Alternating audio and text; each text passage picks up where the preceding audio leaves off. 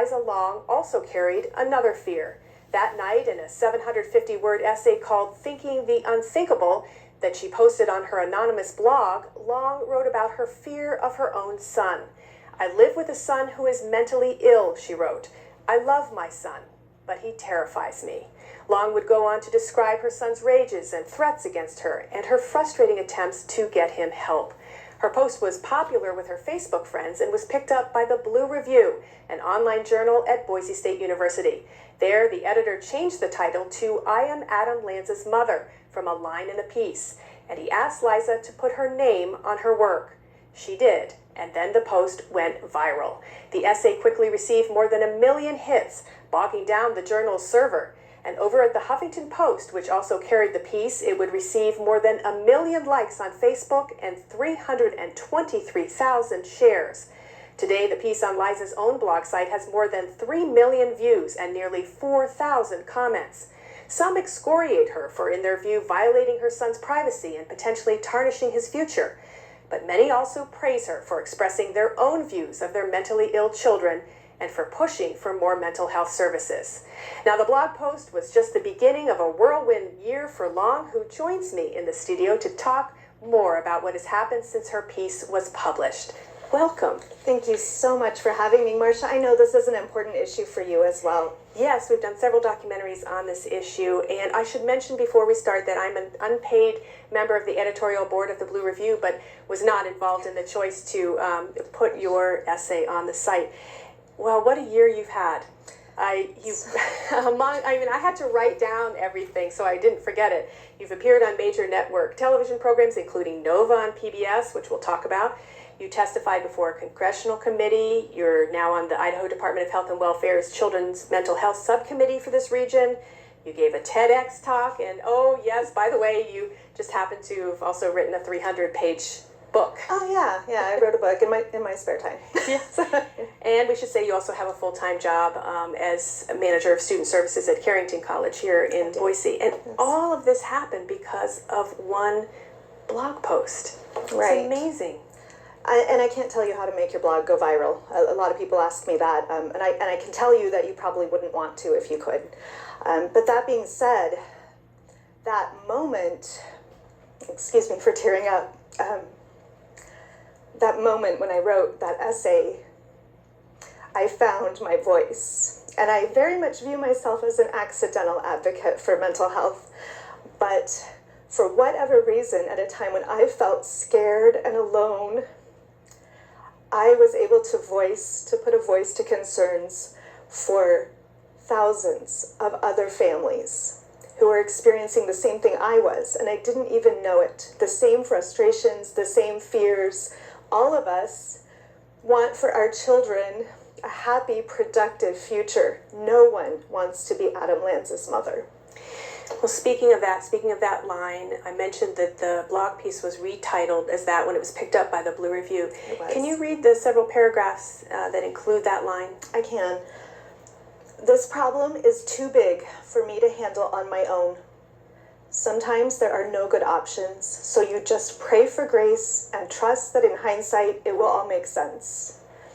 I'm sharing this story because I am Adam Lanza's mother. I am Dylan Klebold's and Eric Harris's mother. I'm James Holmes's mother. I'm Jared Loeffner's mother. I'm Sung Hui Cho's mother. And these boys and their mothers need help. In the wake of another horrific national tragedy, it's easy to talk about guns, but it's time to talk about mental illness." Take me back to that time when you saw Newtown on the screen. What was happening in your own life that prompted you to write this? 2 days before Adam Lanza went to the elementary school in Newtown, my own son pulled a knife on me when I asked him to return some overdue library books. And I know that seems like maybe a disproportionate response. He had flown into violent and unpredictable rages on more than one occasion. We had a safety plan in place. We acted on the safety plan, but ultimately my son was transported by hospital to the hospital to Intermountain here, and when I saw the news, my son was still really angry at me. He didn't understand why he was in the hospital. He wanted revenge. He had said some really frightening things, and he doesn't mean them. It wasn't him talking. But I just felt cold inside. My first thought when I heard the news about Adam Lanza was, what if that's my son someday?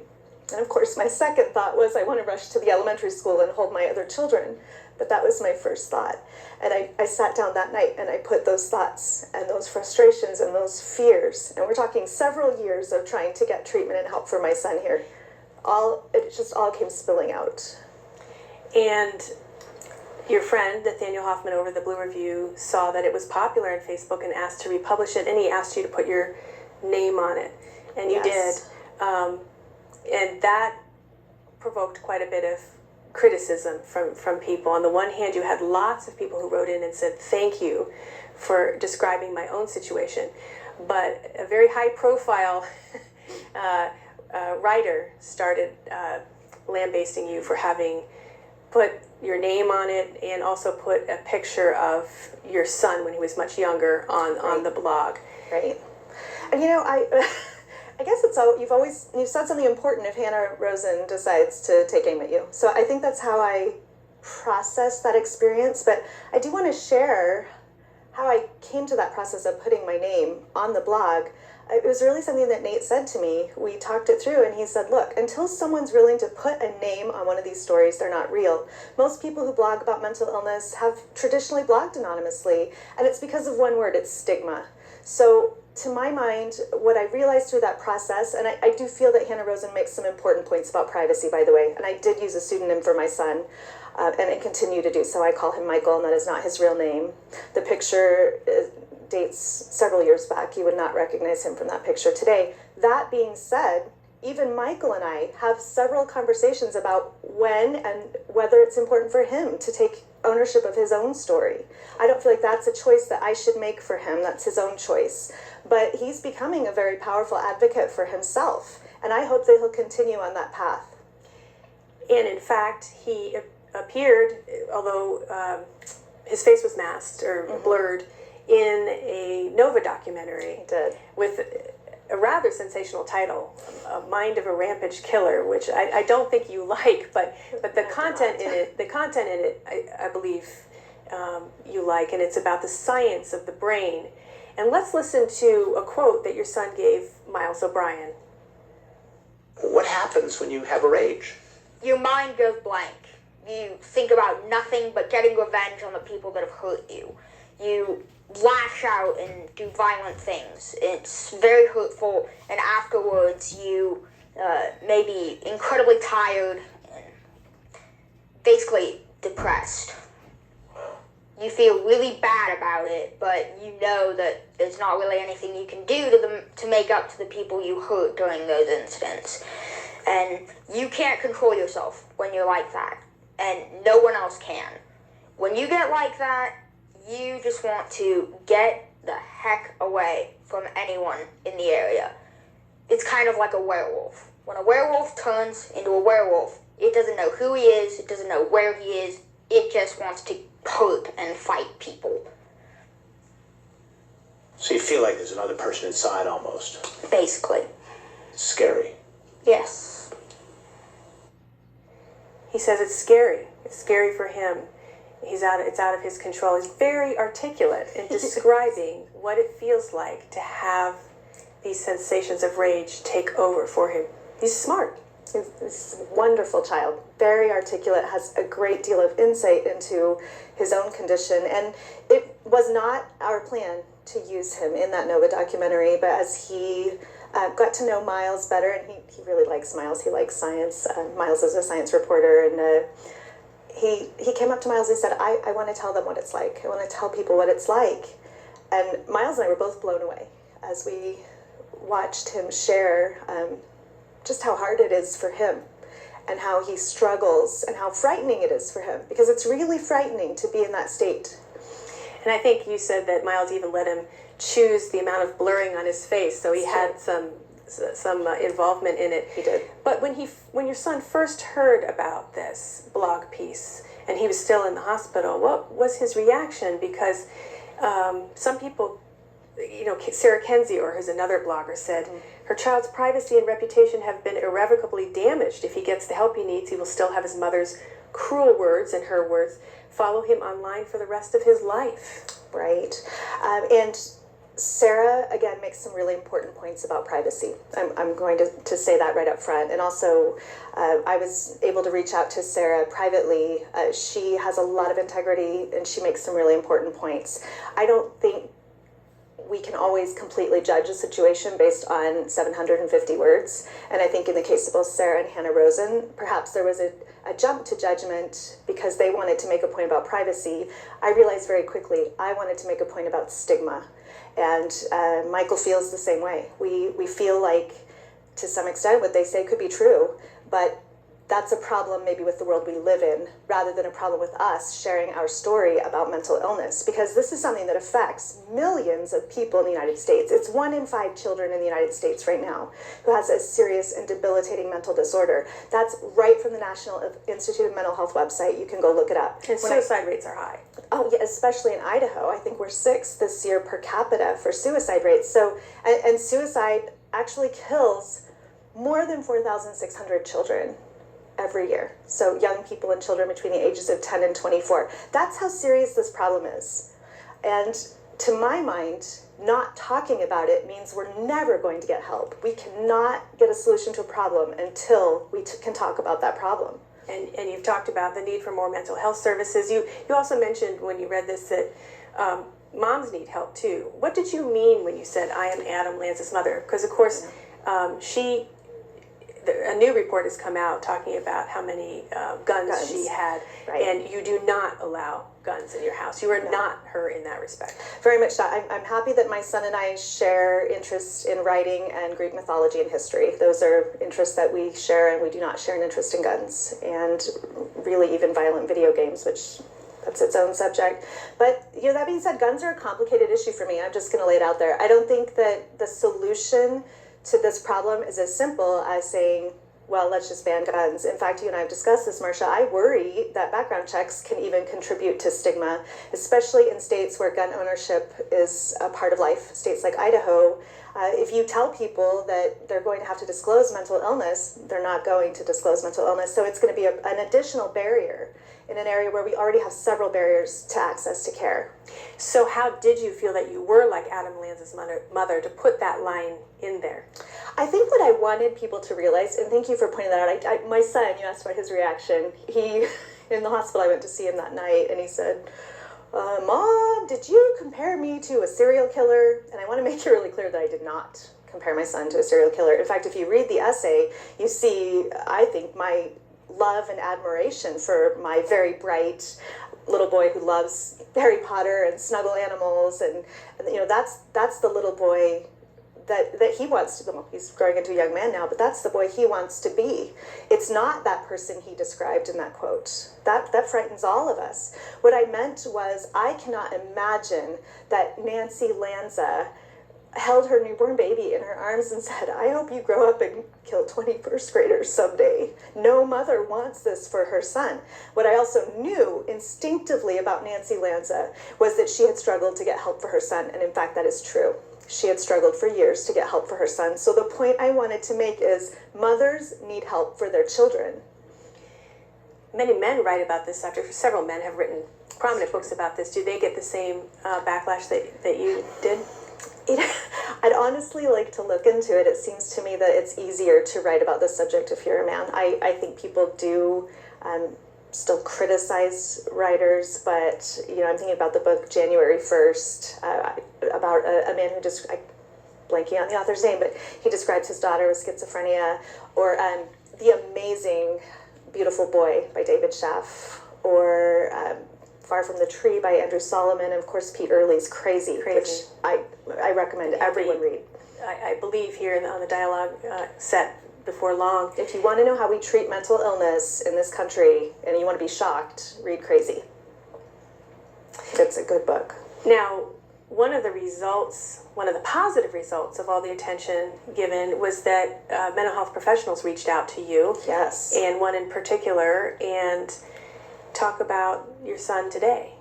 Right, so in the initial aftermath, there were so many comments and so many people reached out, but one person was very persistent. She kept trying to reach out to me through Nate Hoffman at the Blue Review, and finally thought, I'm just going to take this call. Her name was Alyssa Bronstein, and she's a researcher with the Juvenile Bipolar Foundation, and I had never thought about bipolar disorder for my son at this point. It had not crossed my mind. We'd had several other diagnoses, tons of medications. I think in my book I go through the litany of medications. But she reached out to me and she said, Dr. Papolis, who has this foundation, would like to talk to you. So I took a phone call in January and he said, your son has bipolar disorder. And you went to see him, and we did. We set up an appointment, and interestingly enough, he's in Connecticut, by the way. He is. Interestingly enough, in the interim, so as Leo, he had said this, and I said, well, let's make an appointment. We made an appointment.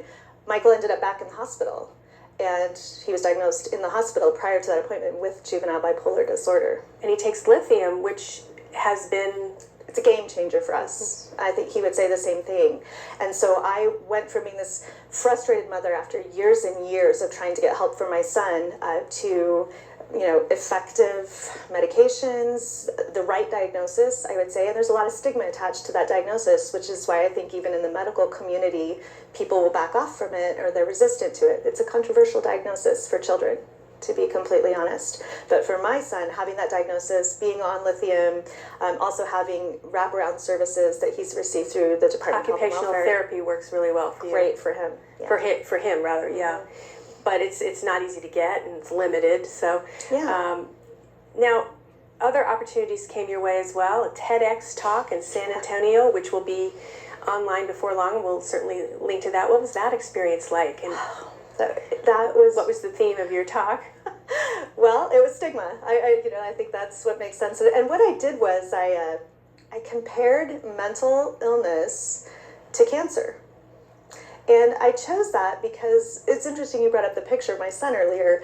I realized one day I was standing in the grocery store line and I saw a picture of a beautiful little boy who had childhood leukemia, which is the leading cause of cancer death for children. And I gave $1. Everyone does. And as I left the store, I thought, nobody would ever put a picture of a child with mental illness in a grocery store checkout line. And for parents and families who are struggling with this kind of thing, like when my son was in the hospital, people don't bring casseroles for that. We have communities and support networks for people with physical illness, but if the illness is from here to here, we just, don't talk about that. Because of fear of violence. Sure. Yeah, I think the fear that does make it a little bit different, though. That's probably why it's treated that way. Well, I think we need to make the argument that it's organic, just like from here to here. From here to here is organic, so maybe... And the statistics show most people with mental illness harm themselves, right? Well, not even harm themselves. Most people are not. Most are not violent. They're not violent, but if they're going to do harm... Self-harm is definitely a greater risk. But there were some negative results in your own family of this. It's been difficult for you to see two of your other children because of a court order. Right, yeah. And I've got to say, I'm frustrated with the system, and I know a lot of families who are frustrated with the system. In my case, a judge signed an ex parte order, meaning I was not notified, and so that severely limited access for my younger two children to their brother, which, of course, then also meant for me, since I have the physical custody of Michael. And it was really devastating on my family. I have thought many times, if I had known that would happen, would I have put my name on the blog? And the answer today, even with all of the good that's come of it, is no. It was not worth the price. I don't get that year back with my younger two children, and neither does Michael, and they're very close. The other thing that happened was that you were contacted by several book publishers to write a book. Yes. Initially only about your situation, but you broadened it out. Was there a bidding war even on this? I can't remember. Well, it was a major imprint at Penguin. Right. The imprint of Penguin is taking it, and it'll be published sometime in 2014. Yes. Yeah. But your book looks at the broader. Right. It's not a memoir. Yeah, it's not a memoir at all. I really wanted to look at the barriers to access to care. That's really, because it was something that affected me. I was really curious. Why is it so hard for us to get care? Why is it so hard to get a diagnosis? If you took your child to the doctor and your child had a stomach ache and it took 7 years to find out why, I think you'd be frustrated. And there's a lot of parents like this. It's called The Price of Silence. It is The Price of Silence. Right? Why the title? Because stigma destroys children, families, and communities. And you saw that firsthand in the documentaries that you made. Just the huge impact that this has on lives. We have the very visible sign in Newtown, and that's where our communities pay a price. I do not excuse Adam Lanza's behavior at all. I do not. But at the same time, if his mother was really trying to receive treatment for him and care for him, and that wasn't available in the community, we saw the same thing with Aaron Alexis in the Navy Yard shooting. He was screaming for help, and now 13 people are dead. And so we need to have a system that is not reactive, but is proactive in providing care. That was the book. When those instances that you mentioned happen and have happened since Newtown, what happens to you when you see them, whether it's in Virginia or at the... The one that hit me hardest was Gus Deeds. Quite frankly, because I think that's every parent of a child with mental illness's worst nightmare. Not that his son attacked him, but that his son completed suicide. And I think I remember his tweet. Is this Cray Deeds, Cray Senator Deeds, Cray yeah. Deeds, yeah. And his tweet after he got out of the hospital, he has to live with this pain of losing his son, and they were very close. And it's my own worst nightmare as a mother, that I would lose my son to this illness. And going back to the TEDx talk where you talked about this, where you talked about stigma, it's what was that like? It'll now be online soon for potentially millions of people to watch. It was really one of the most amazing weekends of my life, to be honest, Marcia, because first of all, my fellow speakers, to be with people who are so passionate The about team, things. we should say, Minds Wide Open. is Minds Wide Open. And it was Minds Wide Open, and to get to meet those people, to see their energy, their passion, and then to be able to share my own experiences with mental health, it was truly amazing. You always wonder when you have to give a speech like TED. I will say, for those of you who've watched TED, I'm a longtime TED fan, but it's kind of hard to put all of that into a 15-minute, all of it. It's a 15-minute soundbite, right? Okay, that's essentially what TED is. And to get all of it in there, and I wondered also, you don't get to have paper in front of you. It's you on a stage in front of, 500 people or so, and you always wonder, I'm not a public speaker by training, and what's that going to be like? So I thought, will I get nervous? I don't know. I stepped on that stage, and in my mind I thought, if I give 75% of the best talk I've ever done, I'm going to be fine with that. And it just happened for me. It was 100-something plus percent. It just was there. I felt like it was the moment to speak. Someone said to me afterwards, a random man came up and gave me a hug and said, I felt the world shift when you spoke. And that's what we have to do, because when we look at stigma, when we look at, me talking about my son, we've got to end stigma. We have to. So if the world really shifted, then this was all worth something. And I know you're going to have another book after that one too. So this is you call yourself an accidental advocate. Very much so. As we wrap up, I would be remiss in not asking you about your own state. I know you've testified at least one hearing here in Idaho. What do you think the real needs are here in Idaho for children's mental health services? We have really some good things in place. It's just the way we think about it. So the way we think about services right now, we tie them, unfortunately, for children to the juvenile justice system. I think that's unfortunate, and I think juvenile justice would say the same thing. That's unfortunate. There are just a lot of barriers in access to care. So we know that children like my son need wraparound services, but private health insurance doesn't pay for them. And that would be occupational therapy, it would be PSR, psychosocial rehab, right. so that he can learn how to function in public settings. Right. These types of services are just hugely beneficial for children. But right now, in many cases, you either have to access these services through juvenile justice, which my son has done, unfortunately, or you can get. In other words, trying to have him arrested or having him arrested. Oh, yeah. So that he goes into the juvenile justice system and Right. there gets services. People didn't want to believe that when I wrote that in my blog, but it's true. The social worker absolutely said, I've seen that you need to press charges so that your son can get those services you all need again. And I have good health insurance and a great employer, but lots of families are in my shoes where I've even personally been told, well, you should quit your job and go on Medicaid so you can get services for your son. That wouldn't be good for my own mental health. I'm going to say I really love my job, but I don't think it's fair for families to have to make choices like that. It's just not fair. So what could we do? We just need to be a whole lot more proactive, a whole lot less reactive. We need to find ways to get families into the system sooner, training pediatricians, getting early interventions in place. These things actually work. I saw that as I researched my book. Things like Clarity Guidance Center down in San Antonio, Child Mind Institute in New York. These things work. They have solutions. We have only 30 seconds or so left. Talk to parents out there who are listening to you. What should they do? You're not alone. If you're out there, you're not alone.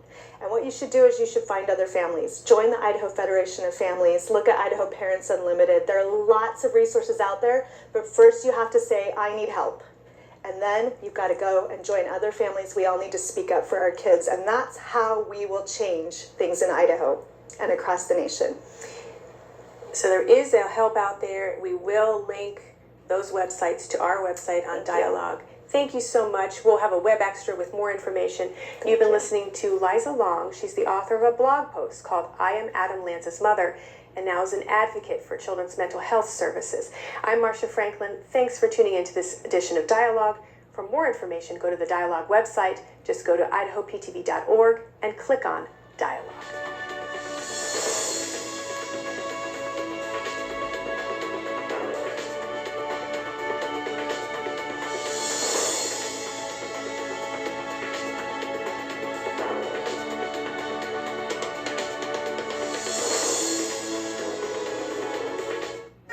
Presentation of Dialogue on Idaho Public Television is made possible through the generous support of the Laura Moore Cunningham Foundation, committed to fulfilling the Moore family's legacy of building the great state of Idaho.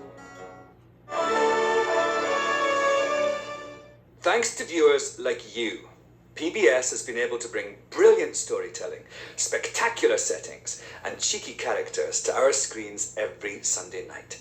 Help continue to bring these memorable programs to future generations by considering a gift to this station when you plan your will, trust, or retirement fund. No matter how or what you give, you will be helping your station make a difference for future generations of Masterpiece viewers. If you're considering Idaho Public Television in your estate plans, please contact us today. Idaho teachers, did you know that PBS has materials for your classroom? PBS Learning Media provides free videos, activities, lesson plans, and more, all aligned with Idaho state standards. Customize your curriculum with locally produced materials written by Idaho educators for Idaho educators from Idaho PTV Productions. Learn more at idahoptv.org/education.